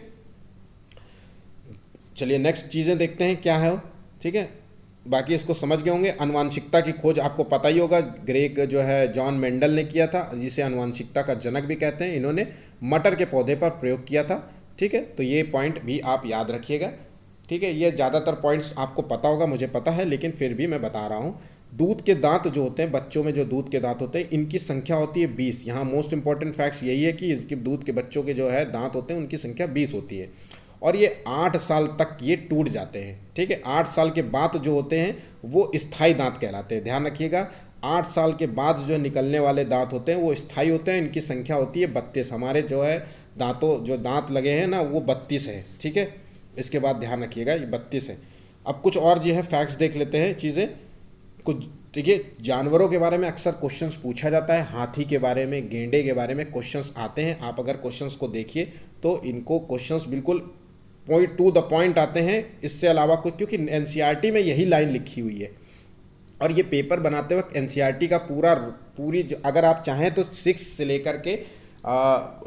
लेकर के जो है 11-12 तक की बुक पढ़ सकते हैं, ठीक है, तो वो चीज़ें आपको क्लियर हो जाएंगी सारी चीज़ें। तो देखिए शेर जो है वो जंगल का राजा होता है, ये हम सबको पता है। इसकी उम्र जो होती है वो 14 साल की होती है, बहुत कम उम्र का होता है, ऐसा नहीं है, ठीक है। और इसके जो बच्चों का जो वजन होता है ये 1 से 2 केजी के होते हैं, ठीक है, ध्यान रखिएगा। इसके जो बच्चे होते हैं वो 1 से 2 किलो के होते हैं। शेरनियाँ जो हैं अपने बच्चों समूह में रहती हैं, और शेरनी जो है समूह की नेता होती है, ध्यान रखिएगा, राजा जरूर है लेकिन नेता, शेरनियाँ जो है समूह की नेता होती हैं, ध्यान रखिएगा, ठीक है। और शेर के जो नर होते हैं, बच्चे जो होते हैं, वो 2 से 3 साल बाद अपने समूह को छोड़ देते हैं, ठीक है। चलिए हाथी के बारे में देख लेते हैं, कई बार हाथी से रिलेटेड क्वेश्चंस पूछा जाता है, मोस्ट इंपॉर्टेंट है, सारे फैक्ट्स आप बिल्कुल नज़र में अपने आँखों में बसा लीजिए इनको। तो ये स्थल मंडल में पाया जाने वाला सबसे बड़ा जानवर है, ध्यान रखिएगा, स्थल मंडल में पाया जाने वाला सबसे बड़ा जानवर है, जिसकी उम्र करीब 70 साल होती है, ठीक, ये भी याद रखिएगा 70 साल होती है। और एक जो है एक दिन में बड़ा हाथी जो होता है वो करीब 100 किलो से ज़्यादा जो है पत्तियाँ और झाड़ियाँ खा जाता है, ध्यान रखिएगा, 100 किलो खाता है ये, 1 क्विंटल के करीब। वहीं इसके बच्चों का जो वजन होता है वो 2 क्विंटल के करीब होता है, 200 किलो के करीब होता है। हथनियाँ जो होती हैं अपने बच्चे, हथनियाँ और बच्चे जो होते हैं वो समूह में रहते हैं, ग्रुप में रहना चाहते हैं, झुंड में रहते हैं, और एक समूह में लगभग 10 से 12 जानवर होते हैं, ठीक है। और हाथी के जो नर बच्चे होते हैं वो 14-15 साल बाद अपने समूह को छोड़ देते हैं, ठीक। तो ये सारे फैक्ट्स याद रखिएगा, कई बार इससे क्वेश्चंस पूछा जा चुका है, ध्यान रखिएगा, ये भी मोस्ट इंपॉर्टेंट है। हाथी बहुत कम सोते हैं, बस 2 से 4 घंटे ही सोते हैं। इसका मतलब ये इसलिए नहीं दिया गया है कि आपको बस मस्ती मजाक के लिए पढ़ाया जा रहा हो, ये क्वेश्चंस आते हैं इसलिए मैंने यहाँ पे रखे हैं, ठीक है। वहीं गेंडा के बारे में जान लेते हैं। ये पृथ्वी के ऊपर जो है स्थल मंडल में पाया जाने वाला जो है दूसरा सबसे बड़ा है जानवर है। पहला जो है हाथी था, तो दूसरा ये है। इसकी उम्र 50 साल होती है। और भारत में जो गेंडा होता है वो कहाँ पाया जाता है, तो वो भारत में जो गेंडा होता है वो असम में पाया जाता है, ध्यान रखिएगा। एक सींग वाला जो है असम में पाया जाता है, वो भी काजीरंगा नेशनल पार्क में। काजीरंगा जो है नेशनल पार्क है, वहाँ पे पाया जाता है। और हाथियों के लिए मानस नेशनल पार्क है, वो भी असम में ही है, ध्यान रखिएगा। मानस नेशनल पार्क में हाथी पाए जाते हैं। असम में है ये, ठीक है। पेंगुइन जो है भारत में नहीं पाए जाते, याद रखिएगा, पेंगुइन जो है भारत में नहीं पाए जाते, कहीं भी नहीं पाए जाते। ये नहीं उड़ने वाला, नहीं उड़ना ना उड़ने वाला पक्षी है और पानी में तैर सकता है, बर्फीले इलाके में पाया जाता है और बर्फ़ में अंडे देता है। ये अंडे देता है, ये मोस्ट इंपॉर्टेंट है। आर्कटिक जैसे जो ठंडे बिल्कुल बर्फ़ से चारों तरफ जमा हुआ, समझ लीजिए पूरी तरह आर्कटिक जो होता है ना, अंटार्कटिका जो है, यहाँ पे ये पेंगुइन पाए जाते हैं, ठीक है। वहीं व्हेल मछली के बारे में जान लेते हैं क्या है। ये क्वेश्चंस हैं, पूछे जाते हैं। ये पानी में रहने वाली जो है सबसे बड़ी जो है स्तनधारी जीव है, ठीक है। ये बच्चे को जन्म देती है। स्तनधारी वही होते हैं जो बच्चे को जन्म देते हैं, ठीक है। ध्यान रखिएगा, अंडे ना देने वालों को ही स्तनधारी कहते हैं, नहीं अंडे को नहीं, ठीक है, ध्यान रखिएगा। ब्लू व्हेल जो होती है वो पृथ्वी की सबसे बड़ी जानवर है, ठीक है। ये फेफड़ों से सांस लेती है, ध्यान रखिएगा, पानी में रहती है लेकिन सांस फेफड़ों से लेती है। इसकी आयु जो है 90 साल होती है। आमतौर पे इसकी आयु 90 से 120 साल के बीच में मानी जाती है। कई इससे ज़्यादा भी हैं। अभी कई कुछ साल पहले करीब करीब जो है 200 से 250 साल की जो है व्हेल पाई गई थी, मिली थी, ठीक है। तो ध्यान रखिएगा चीज़ों को। स्लॉथ क्या होता है, एक और जानवर के बारे में जान लेते हैं। तो स्लॉथ जो होता है एक भालू के जैसा दिखता है, बड़ा स्लो होता है, ये रात्रिचर होता है, दिन में सोता है, लगभग 18 घंटे सोता है, समझिए, ठीक है। ये पेड़ों में उल्टा लटक कर सोता है और इसकी आयु जो होती है वो 40 होती है। बड़ा क्यूट सा, अजीब सा दिखने वाला जानवर होता है। तो आपने देखा होगा कई बार कार्टून में जो है स्लॉथ जो है कार्टून यूज़ होते थे, ठीक है। तो आपने देखा है कि नहीं, बहुत लोग समझ गए होंगे इस भालू को, ठीक है। चलिए देखते हैं कुछ जो है कार्बोहाइड्रेट्स, कुछ फूड के बारे में देख लेते हैं जो भोजन और स्वास्थ्य और स्वच्छता से रिलेटेड है। इसके बारे में भोजन क्या है ये हमें तो बताने की ज़रूरत नहीं है, इसलिए मैंने इसको ये पॉइंट तो मैंने चैप्टर तो रखा है। चैप्टर है भोजन, स्वास्थ्य और स्वच्छता क्या होता है। इसमें क्या होता है, शाकाहारी भोजन क्या होता है, मांसाहारी भोजन क्या होता है, सर्वाहारी भोजन क्या होता है, ये सभी को पता है, ठीक है। ये मुझे लगता है ऐसे पॉइंट्स बताने की आवश्यकता नहीं थी, इसलिए मैंने इसको नहीं बताया। भोजन कहाँ से चबाया जाता है, ये सब चीज़ें बहुत नॉर्मल है ना। कबूतर की चोंच होती है ना, ये सब तरीके, हॉर्नबिल की चोंच होती है, ये सब चीज़ें, बगुला की चोंच होती है, नहीं मनुष्य के दांत होते हैं, सांप के दांत होते हैं कि नहीं होते हैं, ये शिकार को जो है निगलता है कैसे होता है, ये सारी चीज़ें। मनुष्य एक सर्वाहारी जीव है, जानवर है, जो भी है, ठीक है। तो ध्यान रखिएगा। चलिए पॉइंट देख लेते हैं अब चीज़ें। बाकी आपको मैंने तना और जड़ के बारे में बता ही दिया है कि तना और जड़ क्या होते हैं, ये सब चीज़ें आपको पता ही चल गई होंगी, ठीक है। तो अब नेक्स्ट पॉइंट देख लेते हैं कि भोजन के जो घटक होते हैं क्या क्या हैं घटक, तो इन चीज़ों के बारे में जानते हैं। तो फैक्ट्स टू फैक्ट्स देखते हैं, क्वेश्चंस इससे पूछे जाते हैं कि इन घटकों के बारे में, तो जानते हैं। देखिए कार्बोहाइड्रेट जो होता है वो हमें, जो एक पहला घटक होता है वो हमें ऊर्जा प्रदान करता है। ध्यान रखिएगा, कार्बोहाइड्रेट हमें ऊर्जा प्रदान करता है और ये मिलता है हमें मोटे अनाजों से, गेहूँ, चावल, सॉलिड जो फूड होता है ना, सॉलिड, गेहूँ, चावल, आलू, मक्का, केला, शकरकंद, गन्ना, ब्रेड, शक्कर, ये सारी चीज़ें से हमें जो है करीब करीब क्या होता है कि कार्बोहाइड्रेट मिलता है। वहीं जो वसा होता है जिसे कहते हैं फैट, फैट जो होता है वो भी हमें ऊर्जा देता है और ये कार्बोहाइड्रेट से ज़्यादा ऊर्जा प्रोवाइड करता है। फैट जो है हमारे शरीर में एकत्र होता है, तो जब हमें खाना नहीं मिलता है, किसी वजह से हमें खाना 2 से 4 दिन नहीं मिलता, तो ये फैट ही है जो शरीर को जो है ऊर्जा प्रोवाइड करता है। ध्यान रखिएगा, ये फैट ही है ऊर्जा प्रोवाइड, इसलिए शरीर में फैट होना बहुत ज़रूरी है। ऐसे दुबले पतले होने से कोई फ़ायदा नहीं होता है, ठीक है। हमारी एनर्जी तुरंत लॉस में चली जाती है, इसलिए हमें फ़ैट युक्त होना चाहिए खाना, तो हमें कुछ खाना ही चाहिए, तो वो हमें ऊर्जा प्रोवाइड करता है। कार्बोहाइड्रेट से दुगनी ऊर्जा देता है। ये हमारे शरीर के लिए घात रोधी जो है आवरण प्रदान करता है। मैंने अभी कहा शरीर के लिए जो एक एनर्जी प्रोवाइड करता है। जब आप किसी कोई बीमारी में ग्रसित होते हैं, आपको कोई प्रॉब्लम होती है, आपके शरीर में कोई समस्या होती है, तब ये फैट ही है जो आपके शरीर को जो है प्रोवाइड करता है एनर्जी, ठीक है। और ये मिलता है दूध, दही, मक्खन, घी जितना युक्त खाने से। ये मांस, मछली, बादाम, ध्यान रखिएगा, बादाम, मूंगफली, अखरोट में जो है फ़ैट की मात्रा बहुत होती है, प्रचुर मात्रा में होती है, ठीक है। तो हमेशा 2 से 4 बादाम ज़रूर खाने चाहिए। अगर बादाम महंगा लग रहा है तो मूंगफली से सस्ता कुछ नहीं है। मस्त मूंगफली खाइए, चबाइए खूब, ठीक है। मूंगफली बहुत स्वास्थ्यवर्धक होता है। नेक्स्ट पॉइंट देखते हैं, प्रोटीन क्या होता है। तो प्रोटीन जो होता है ये शरीर वर्धक भोजन है, ठीक है। ये शरीर वर्धक है, ये शरीर की वृद्धि में मदद करता है। हमारी मोस्ट इंपॉर्टेंट पॉइंट है, प्रोटीन हमारे शरीर में वृद्धि को मदद करता है।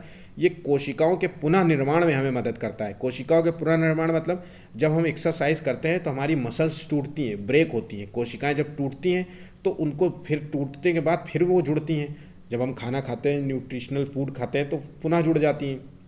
तो ये जो है, हम जब जिम करते हैं तो हम प्रोटीन बाहर से लेते हैं, प्रोटीन वाले पाउडर्स लेते हैं, ठीक है। तो कई बार जब हम प्रोटीन पाउडर, तो उससे जो है कोशिकाओं का निर्माण की जो प्रक्रिया होती है वो तेज़ी से बढ़ जाती है, हमारी सेहत जल्दी से रिकवर होने लगती है।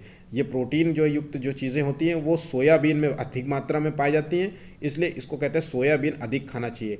आमतौर पे सोयाबीन जो है लड़कों को कम खाना चाहिए, लड़कियों को ज़्यादा खाना चाहिए। लड़कों को कम इसलिए खाना चाहिए क्योंकि सोयाबीन में जो है एस्ट्रोजन पाया जाता है। ध्यान रखिएगा, सोयाबीन ऐसा कहा जाता है, ठीक है, एक, लेकिन फिर भी ये तथ्यों पे सही है। सोयाबीन में एस्ट्रोजन की मात्रा ज़्यादा होती है। लड़कों को जो है सोयाबीन नहीं ज़्यादा खाना चाहिए, ठीक है, ठीक है। नहीं तो लड़कों में क्या होता है कि जो हार्मोन्स होते हैं वो टेस्टोस्टेरोन होते हैं और लड़कियों में एस्ट्रोजन होते हैं। तो कई जो आप ज़्यादा अगर सोयाबीन खाएंगे तो लड़कियों जैसे कुछ गुण जो हो जाते हैं, मतलब उस तरीके शारीरिक गुण नहीं, कुछ जो है शरीर में कुछ जो इफ़ेक्ट आने लगते हैं शरीर में, ठीक है, ध्यान रखिएगा। तो विटामिन जो होता है, ध्यान रखिएगा, इस पॉइंट को याद कर लीजिए। विटामिन की खोज जो है वो फंक ने की थी विटामिन की खोज। ये रोगों से हमें सुरक्षा प्रदान करता है, रक्षा करता है। फल, सब्जियां, दूध, दही, अंडा ये हमें खाना चाहिए, ठीक है। वहीं पे एक जल में जो है, जल और खनिज, आपने पानी भी पीते हैं हम, खनिज लवण भी खाते हैं, ठीक है, ये चीज़ें। तो खनिज क्या होता है, ये शरीर को जो है कई प्रकार से खनिजों की ज़रूरत होती है हमें, ठीक है। तो ये शरीर के अंदर जो है पोषक तत्वों को अवशोषित करता है, ध्यान रखिएगा, अवशोषित करता है। ये रोगों से हमें हमारी रक्षा भी प्रदान करता है, अवशिष्ट पदार्थ को बाहर निकालने में मदद करता है, और यहाँ तक कि जो है खनिज जो होता है वो हमारे शरीर के तापमान को भी नियंत्रित करता है, ठीक है। चलिए अब कुछ और फैक्ट्स देख लेते हैं जो इम्पोर्टेंट है। देखिए, जीवाणु जनित रोग, मैंने इससे पहले अभी जीवाणु के बारे में आपको बताया था कि जीवाणु क्या होते हैं। तो इस चीज़ को देखते हैं कि चीज़ें क्या हैं। तो जीवाणु जनित रोग क्या होते हैं। तो जीवाणु, ये रोग जो होते हैं जीवाणुओं के द्वारा फैलते हैं, ठीक है। मूल जीवाणु जनित है तो जीवाणुओं के द्वारा फैलेंगे। जैसे इनके रोगों के नाम है, नाम बहुत इंपॉर्टेंट है, मोस्ट इम्पॉर्टेंट पॉइंट है ये। काली खांसी, नुमेनिया, नमोनिया जिसे कहते हैं, प्लेग, तपेदिक, कुष्ठ रोग, टिटनेस, टाइफाइड, डिप्थीरिया और हैजा और कालरा, ये सब चीज़ें जो है जीवाणु जनित रोग हैं। प्लेग जो होता है जो चूहे के द्वारा फैलता है, इस बीमारी से काली मौत भी कहते हैं इसको, ध्यान रखिएगा। हैजा जो होता है मक्खी, दूषित जल और खाने से, दूषित खाना खाने से जो है फैलता है। आमतौर पे जो होता है, जो आप जब भी बाहर का फूड खाते हैं तो उसमें जो मक्खियाँ बैठती हैं तो वो इस तरीके से खाना को नहीं खाना चाहिए। कई लोग कहते हैं अरे हमारी इम्यूनिटी बड़ी अच्छी है, नहीं, ऐसा नहीं है। अगर आपको जो है हैजा हो गया एक बार तो अब फिर आपको पता चलेगा कि क्या होता है हैजा, ठीक है। उल्टी और दस्त लग जाते हैं, ठीक है, ध्यान रखिएगा। आंत जो होती है, आंत्र ज्वर जिसे मियादी बुखार कहते हैं, ये दूषित जल और दूषित खाना खाने से होता है, ठीक है। मोस्ट इंपॉर्टेंट फैक्ट्स हैं सारे के सारे, इसमें मैं कुछ भी बता नहीं सकता कि क्या याद करवाऊं, लेकिन सारे हैं, समझाने जैसा कुछ नहीं। दिमाग में आपको ये सब तो याद होना चाहिए, नॉर्मल है, ठीक है, ठीक है। इसी में देखिए एक विडाल टेस्ट होता है, विडाल परीक्षण जो होता है, ये मियादी बुखार से संबंधित है, ध्यान रखिएगा। डिप्थीरिया, डीपीटी का जो टीका होता है वो किस चीज़ से संबंधित है, तो डिप्थीरिया, काली खांसी, पिटोरिसिस जिसे कहते हैं, और टिटनेस, ये 3 चीज़ों के लिए फेमस है, इसको टीका दिया जाता है, ठीक है। ये बचपन में ही लग जाता है टीका इन सब चीज़ों से, बीमारियों से लड़ने के लिए, ठीक। वहीं तपेदिक जो बीमारी से लड़ने के लिए BCG का टीका दिया जाता है, ध्यान रखिएगा। ये बीमारी को जो टीवी के लिए जाना जाता है, तो ध्यान रखिएगा, टीवी जिसको हो जाती है वो BCG का टीका उसको लगाया जाता है, ठीक है। टीबी में फेफड़े प्रभावित होते हैं, ठीक। चलिए नेक्स्ट पॉइंट देखते हैं। विषाणु जनित रोग कौन से होते हैं, तो ये विषाणुओं के द्वारा फैलते हैं। पीलिया, छोटी माता, चेचक, एड्स, फ्लू, है ना, और खसरा, रेबीज, गलसुआ, डेंगू, पोलिया और चिकनगुनिया, ये सभी जो हैं विषाणु जनित रोग हैं, ध्यान रखिएगा। ये सभी याद कर लीजिए, ये भूलना नहीं चाहिए आपको। क्वेश्चंस इससे एक बार एक क्वेश्चंस तो फंस ही जाता है, आता ही आता है, ठीक है। इनके पास ऑप्शंस नहीं होते तो क्वेश्चंस ये ज़रूर पूछते हैं, तो ध्यान रखिएगा। वहीं एलिसा जो टेस्ट होता है वो एड्स किससे संबंधित है, ध्यान रखिएगा, क्वेश्चंस पूछा जाता है एड्स का टेस्ट जो होता है वो कौन सा है, तो एलिसा टेस्ट होता है। पीलिया जो होता है वो दूषित जल के पीने से होता है, हमारा शरीर इससे पीला पड़ जाता है। पीलिया भी जो है दूषित जल और भोजन से फैलता है। रेबीज़ जो होता है वो जानवरों के काटने से होता है, जानवर कोई भी हो सकता है, कुत्ता हो, घोड़ा हो, बंदर हो, कोई भी हो, ठीक है। ये नहीं है कि कुत्ते के काटने से ही रेबीज होता है, सभी के काटने से होता है, ठीक है। वहीं डेंगू जो होता है, चिकनगुनिया जो होता है वो एडीज़ मच्छर के काटने से होता है, ध्यान रखिएगा, डेंगू और चिकनगुनिया एडीज़ मच्छर के काटने से फैलता है, ठीक है।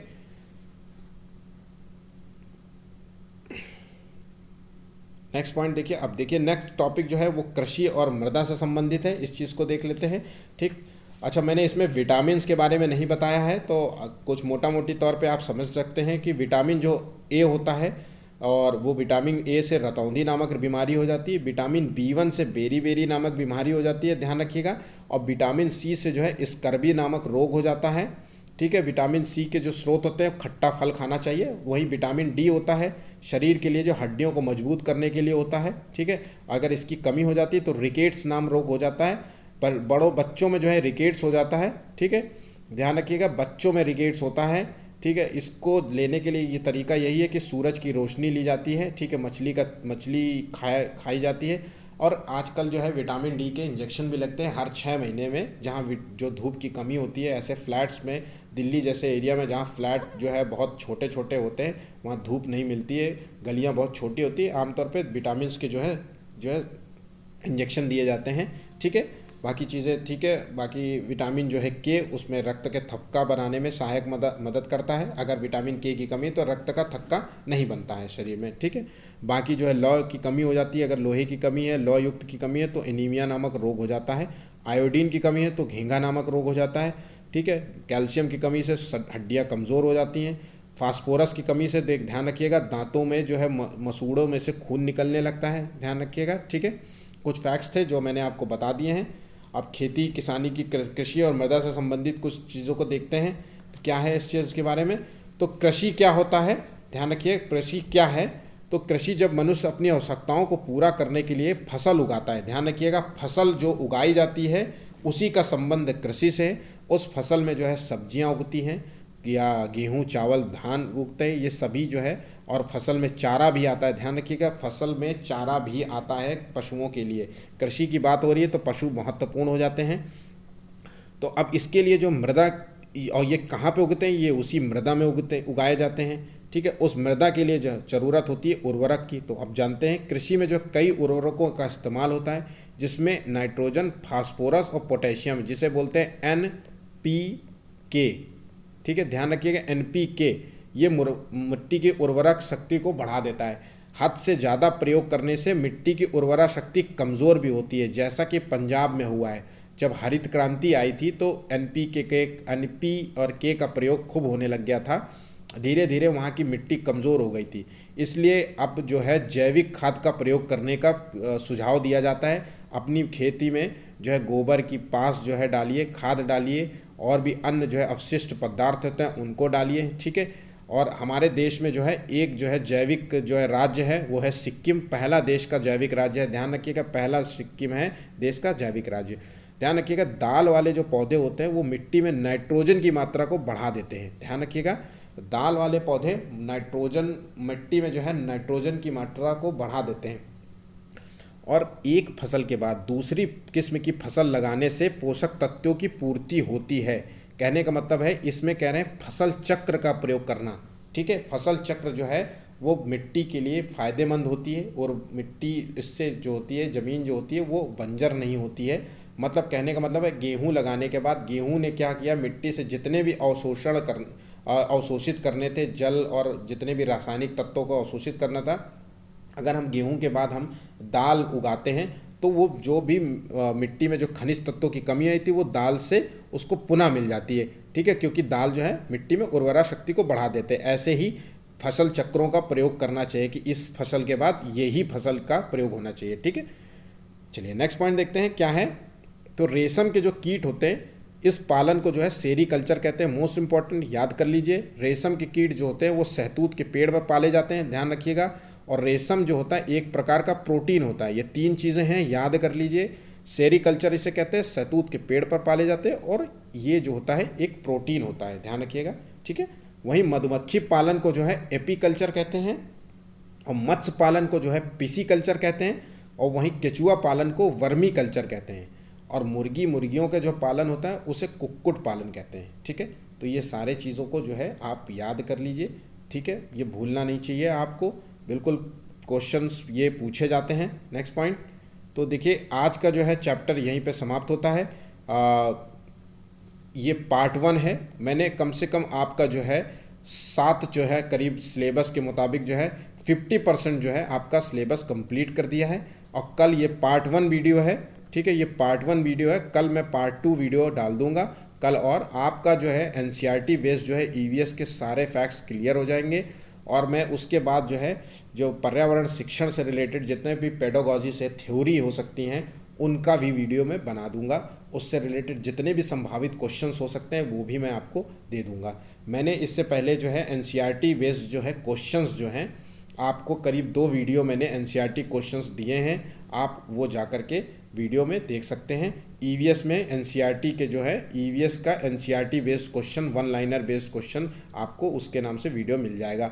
बहुत ज़रूरी है ऐसे क्वेश्चंस तैयार रखिए क्योंकि ये क्वेश्चंस पूछे जाते हैं, इन्हीं क्वेश्चंस को बड़ा रूप दे करके क्वेश्चंस बनाए जाते हैं। ध्यान रखिए, मैं बार बार कह रहा हूँ क्वेश्चंस कहीं से नए नहीं बनते, इन्हीं एनसीईआरटी के क्वेश्चंस को जो है कहानी बना करके आपको पेश कर दिया जाता है। कहानी बनाने का मतलब सिर्फ इतना होता है कि आपका समय वेस्ट हो, बच्चा पढ़े, क्वेश्चंस को पढ़े और कंफ्यूज हो, थोड़ी सी भाषा उसकी कठिन कर देते हैं, हार्ड कर देते हैं, उन चीज़ों का प्रयोग ज़्यादा करते हैं जिन चीज़ों का प्रयोग रोज़मर्रा जीवन में नहीं होता है, ठीक है। अगर ये वीडियो पसंद आया तो प्लीज़ चैनल को लाइक सब्सक्राइब ज़रूर करिएगा, अपने दोस्तों से भी शेयर करिएगा, हो सके तो 10 लाइक्स देने का प्रयास करिएगा। 10 लाइक्स चाहिए केवल, बहुत ज़्यादा नहीं है, 10 लाइक्स, ठीक है।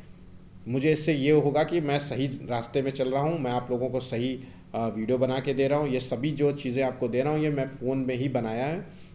तो वीडियो पसंद आए तो लाइक सब्सक्राइब ज़रूर करिएगा। Thank you.